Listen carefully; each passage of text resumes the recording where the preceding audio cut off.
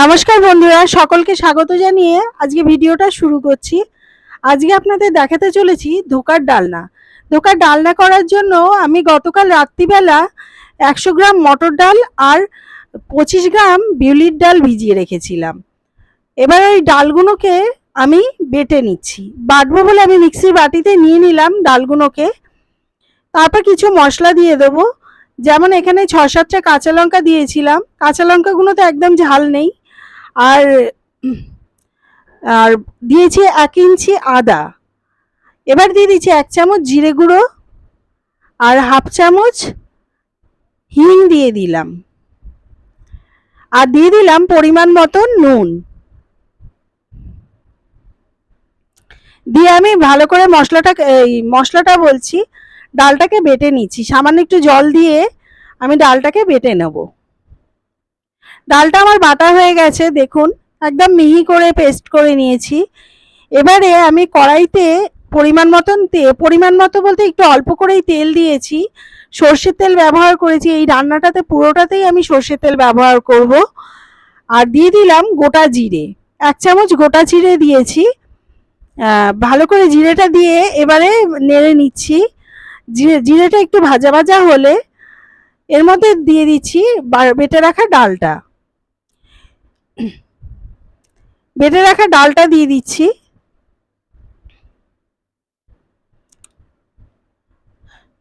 ডালটা দিয়ে আমি ভালো করে চামচ দিয়ে কাচিয়ে পুরো মিক্সির বাটিটা দিয়ে কাচিয়ে দিয়ে দিলাম ডালটা ঢেলে। এবারে বাটিটাতে তাও অনেকটা লেগেছিল। আমি কি করলাম, বাটিটাতে একটু জল দিয়ে বাটিটা ধুয়ে বাটি ধোয়া জলটা দিয়ে দিলাম। পরে এখানে আমি বাটি ধোয়া জলটা দিয়ে দিলাম। আমি হলুদ দিতে ভুলে গেছিলাম যখন ডালটা বেটেছিলাম। এখন দিয়ে দিচ্ছি 1 চামচ হলুদটা দিলে তাহলে একটু কালারটা আর একটু ভালো আসবে, তাই আমি এখানে 1 চামচ হলুদ ব্যবহার করলাম। দিয়ে আমি ডালটাকে ভালো করে নেড়ে চেড়ে ভাজা ভাজা করব। জলটা একটু বেশি পড়লে কোনো অসুবিধা নেই, ডালটা যেহেতু কাঁচা। কড়াইতে নাড়তে নাড়তেই দেখবেন একদম ডালটা লাড্ডু পাকিয়ে যাচ্ছে। ডালটা একদম ধোকার তৈরি করার জন্য একদম রেডি হয়ে যাচ্ছে। আমি অনেকক্ষণ ধরে না, খুব অল্প সময় লেগেছিল ডালটা শুকাতে। আমি ভালো করে নেড়ে চেড়ে ডালের জলটাকে পুরো শুকিয়ে ফেললাম। দেখুন লাড্ডু হয়ে আসছে। আমি ওদিকে একটা থালা রেডি করে রেখেছিলাম, ছোট একটা থালা, যেটাতে আমি ধোকাটা তৈরি করব। এখানে ডালের জলটা শুকনো হয়ে আসলে তবেই আমি ধোকাটা তৈরি করতে পারবো। আমি ডালটা ঠান্ডা করব না, গরম গরমই যাতে থালাটাতে ধোকাটা তৈরি করতে দিতে পারি, সেই জন্য আমি তাড়াতাড়ি করে নেড়ে চেড়ে, দেখুন লাড্ডু পাকিয়ে আসছে কিরম ধোকার ডালটা। ভালো করে নেড়ে চেড়ে এবার আমি থালার মধ্যে নিয়ে নেব ডালটাকে। আমার চৌকো কোনো থালা নেই, আপনাদের কাছে যদি থাকে চৌকো কোনো থালা তাহলে সেটার মধ্যে করবেন, তাহলে ধোকা একদমই নষ্ট হবে না।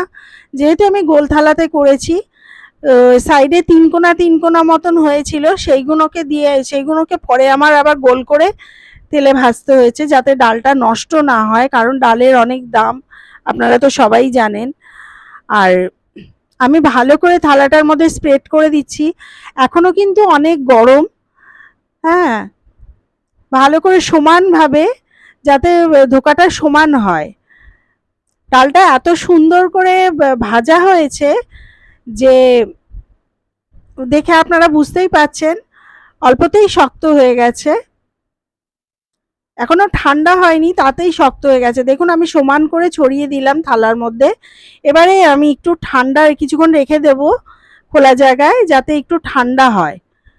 ঠান্ডা হয়ে গেলে একটা ছুরির সাহায্যে আমি চৌকো চৌকো করে কেটে নিচ্ছি। আমি এখানে চৌকো চৌকো কেটেছি, আপনারা চাইলে বরফির আকারেও কাটতে পারেন, কারণ আমার তো যেহেতু গোল থালা, ওই জন্য বরফির আকারে কাটতে গেলে অনেকটাই নষ্ট হয়ে যায়, তাই আমি চৌকো করে এখানে কেটেছি। আপনারা যদি চৌকো থালায় কাটেন তাহলে বরফির আকারে কাটতে পারেন। আমি চৌকো চৌকো করে কেটে নিয়েছি ছুরির সাহায্যে। খেতে অসাধারণ হয়েছিল। অনুষ্ঠান বাড়িতে যেরকম ধোকা ডালনা করে ঠিক সেরকমই খেতে হয়েছিল। দেখুন আমি ধোকাগুলো তুলে দেখাচ্ছি, থালা থেকে ছাড়িয়ে দেখাচ্ছি কত সুন্দর হয়েছে, একটুও নষ্ট হয়নি, খুব সুন্দর হয়েছে। একটু সাইড দিয়ে ঝরছে না, কিছু না, পুরো যেহেতু বিউলির ডালটা দিয়েছি তার জন্য আরো বেশি ভালো হয়েছে। এই বিউলির ডালটা দেওয়ার বুদ্ধিটা আমার মায়ের ছিল। আমার মা বললে একটু বিউলির ডাল দে, তাহলে দেখবি আরো ভালো হবে ধোকাটা। এবারে কড়াইতে তেল গরম হয়ে গেছে, আমি ধোকাগুলোকে ভালো করে ভেজে নিচ্ছি। ধোকাগুলো আমি সবগুলো ধোকা একসঙ্গে ভাজবো না, কারণ তাতে ভেঙে যেতে পারে, তাই অল্প অল্প করেই আমি তেলে দিয়ে দিয়ে ভাজবো। তাই আমি অল্প কটাই দিলাম তেলে। আর দেখুন কত সুন্দর, ঠিক সন্দেশের মতন দেখাচ্ছে। একটুও ভেঙে যায়নি তেলে দেওয়ার পর, একটুও সাইড দিয়ে একটুও ভেঙে যায়নি, খুব ভালো হয়েছিল ধোকাগুলো। আর আমি লাল লাল করে ভাজবো, ঠিক যেরকমভাবে বড়া ভাজে ঠিক সেইভাবেই বড়ার মতন করে ভাজবো। আপনারা অনেকেই আছেন যারা ধোকা যখন ডালনা বাড়িতে রান্না করেন তখন দোকান থেকে কিনে এনে ধোকা সেটা দিয়ে ডালনা বানান। একবার বাড়িতে তৈরি করে দেখুন। আবার অনেকেই আছেন দোকান থেকে গুঁড়োর প্যাকেট কিনে নিয়ে আসে, ধোকার প্যাকেট কিনে নিয়ে আসে, প্যাকেট কিনে নিয়ে এসে বাড়িতে বানায়। দোকান থেকে প্যাকেট না কিনে এনে নিজেরা একবার বাড়িতে বানিয়ে দেখুন বন্ধুরা, কত ভালো লাগে খেতে। আর হাতের তৈরি জিনিসের স্বাদই আলাদা হয়, সে তো আপনারা নিশ্চয়ই সবাই জানেন। আর এই যে ধোকাটা আমি ভাজছি, ধোকাটা আমি বেশ লাল লাল করেই ভেজেছি। আর ভাজার পর আপনারা যদি চান যে মুড়ি দিয়ে খাবেন তাও খেতে পারেন, এতটাই ভালো লাগে। ধোকা মুড়ি দিয়েও খেতে ভালো লাগে, শুধু খেতেও ভালো লাগে। ভাজা আলাদা করে সরিয়ে রাখতে চান রাখতেই পারেন, রেখে আলাদাভাবে খেতে পারেন। আর আমি এখানে সবকটা দিয়েই করেছিলাম, তার মধ্যেও আমার ছেলে তুলে তুলে খাওয়া হয়ে গেছে বেশ কয়েকটা। এই দেখুন কত সুন্দর ভাজা হয়েছে আর বেশ লাল লাল হয়েছে। আর একটুখানি গুঁড়ো ছিল, সেটা দিয়ে আমি একটা গোল করে ধোকা করেছি। আমি নিয়ে নিলাম মিক্সির বাটিতে 3টে শুকনো লঙ্কা আর 1 ইঞ্চি আদা। তেলটা ধোকায় ভাজা যে তেলটা, সেই তেলটাতেই আমি তরকারিটা রান্না করব, কারণ তেলটা আমি নষ্ট করতে চাই না। এখানে দিয়ে দিলাম, ফোড়নে দেব 3টে এলাচ, 3টে দারচিনি, 3 টুকরো দারচিনি আর 3টে লবঙ্গ, আর 2খানা শুকনো লঙ্কা, একটা তেজপাতা। আর এখানে আমি মশলাটাতে আদা আর কাঁচা লঙ্কা যেটাতে বেটেছিলাম, ভুলবশতই আমি ওর মধ্যেই আমি হলুদ গুঁড়ো 1 চামচ হলুদ গুঁড়ো আর 1 চামচ জিরে গুঁড়ো দিয়ে রেখেছিলাম। আমি ভুলেই গেছিলাম যে ভিডিওটা আমি করছি, সেটা ভুলে গেছিলাম, আপনাদের কাছে ক্ষমা চেয়ে নিচ্ছি। আর পরিমাণ মতো নুনটাও আমি ওখানেই দিয়েছি, জানেনই তো নুনের কি গুণ, নুন ছাড়া রান্না হয় না, তাই নুন দিয়ে নিয়েছি, ওর মধ্যেই নুন দিয়ে দিয়েছিলাম। আর দিলাম 1 চামচ কাঁচা লঙ্কা বাটা। আপনারা যদি না চান কাঁচা লঙ্কা বাটা দিতে, তাহলে আপনারা সেটা যে কোনো একটা লঙ্কা স্কিপ করে যেতে পারেন। আর 1 চামচ আমি এখানে কাশ্মীরি লঙ্কার গুঁড়ো দিচ্ছি। কাশ্মীরি লঙ্কার গুঁড়োতে জানেনই তো ঝাল হয় না, তাই আমি 1 চামচ কাশ্মীরি লঙ্কার গুঁড়ো দিয়ে দিলাম, যাতে কালারটা আরও সুন্দর হয়। আর নিরামিষি রান্না যেহেতু, একটু লাল লাল হলে দেখেও শান্তি আর খেয়েও শান্তি। তাই আমি ভালো করে নেড়ে চেড়ে মশলাটাকে কষিয়ে নিচ্ছি। গ্যাসটা বাড়িয়েই আমি মশলাটাকে কষে নিচ্ছি। মশলাটা যখন একদম তেল ছেড়ে যাবে, আমি 100 গ্রাম টক দই ফেটিয়ে রেখে দিয়েছি তরকারিটা দেব বলে। আমি ভালো করে নেড়ে চেড়ে কষে নিচ্ছি। আমার ভিডিও যদি আপনাদের ভালো লেগে থাকে আপনারা লাইক শেয়ার করবেন, আর আপনাদের কাছে অনুরোধ রইল আপনারা সাবস্ক্রাইব করবেন প্লিজ। আপনারা যদি সাবস্ক্রাইব না করেন তাহলে আমি উৎসাহ পাই কী করে যে আরও নতুন রান্না আপনাদের সামনে তুলে ধরব। আর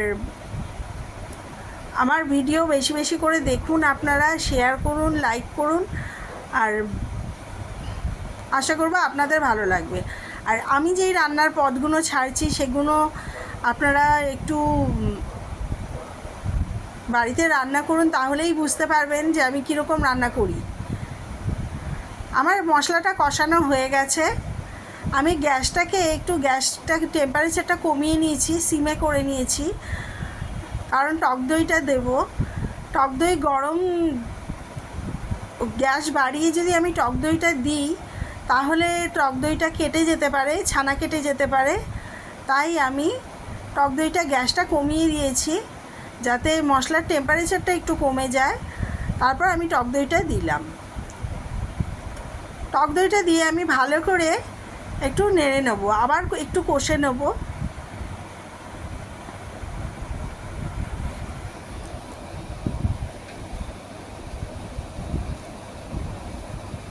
আপনারা অনুষ্ঠান বাড়িতে গেলে যেরকম ঢোকার ডালনা খান, আজকে আমি সেই রকমভাবেই করছি। আমি এখানে আলু টালু কিছুই দিচ্ছি না, ঠিক অনুষ্ঠান বাড়িতে যেরকম ঢোকার ডালনা করে সেরকমভাবেই করছি। আর অনুষ্ঠান বাড়িতে যেহেতু একটু ঝোলঝোল করে, কারণ অনেক লোককে দিতে হয়, তাই আমি এখানে একটু ঝোলটা কম রাখবো, একটু মাখো মাখো ব্যাপারটা করব। আর এবারে আমি টক দইটা যে দিয়েছিলাম সেটার বাটি ধোয়া জলটা একটু দিয়ে দেবো।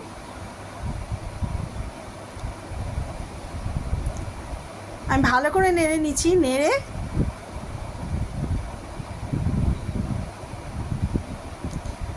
তারপর আমি টেম্পারেচারটা বাড়িয়ে দিয়েছি। দইটা মিশে গেছে মশলার সঙ্গে, তারপরে গ্যাসটা বাড়িয়েছি। দেখুন মশলাটা ভাজা ভাজা হয়ে গেছে, ওপরে তেলটা ভাসছে।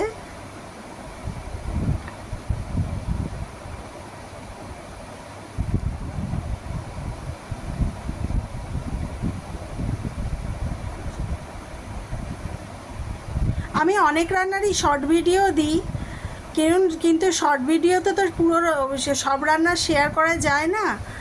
যেগুলো আমার শর্ট ভিডিওতে 1 মিনিটে ছাড়া সম্ভব না, সেগুলোই আপনাদের বড় ভিডিও করে দেখাচ্ছি।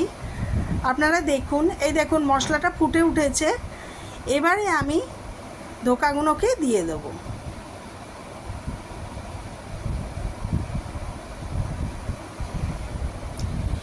আগে দিয়ে দিচ্ছি একটু গরম মশলা, 1 চামচ গরম মশলা দিয়ে নিলাম, কারণ ধোকাটা দিলে বেশি নাড়াচাড়া করা যাবে না, তাই আগে গরম মশলাটা দিয়ে দিলাম। আর দিয়ে দিচ্ছি 1 চামচ ঘি। নিরামিষি রান্নাতে ঘি গরম মশলা দিলে রান্নার স্বাদটাই বেড়ে যায়, তাই আমি সব রান্নাতেই ঘি গরম মশলা দিই। আর দিয়েছিলাম একটু পরিমাণ মতন মিষ্টি।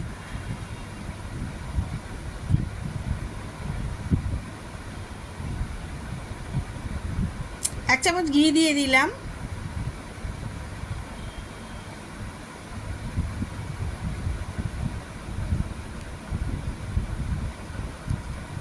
এইবারে আমি ধোকাগুলো দিয়ে দিচ্ছি।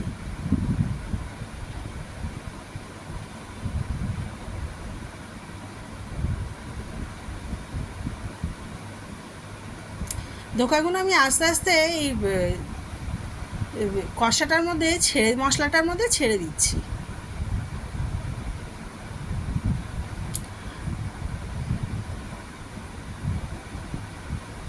আপনারা চাইলে জলটা একটু বেশি দিতে পারেন, কারণ আমার বাড়িতে সেরকম তো লোক নেই, আমরা 3 জন মাত্র মানুষ, তাই অল্প করেই জলটা দিয়েছি।